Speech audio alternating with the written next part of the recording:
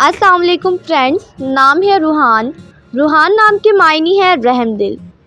नाम है साद। साद नाम के मायने है खुशकिस्मत। नाम है हमज़ा। हमज़ा नाम के मायने है शेर जिंदा दिल। नाम है सलमान। सलमान नाम के मायने है हज़रत मोहम्मद के साथी। नाम है आहिद। आहिद नाम के मायने है वादे का पक्का।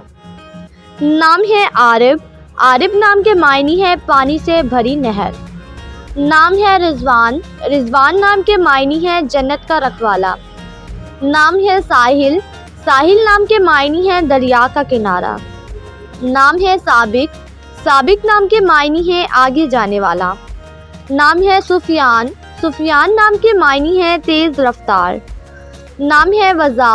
वज़ा नाम के मायने है मुस्कुराने वाला। नाम है फ़हान। फ़हान नाम के मायने है कलाम करने वाला। नाम है जुनेद। जुनेद नाम के मायने है जंगजू। नाम है नसी। नसी नाम के मायने है नसीहत करने वाला। नाम है काशिफ। काशिफ नाम के मायने है ज़ाहिर होने वाला। नाम है मसाब। निसाब नाम के मायने है सवाब पाने वाला।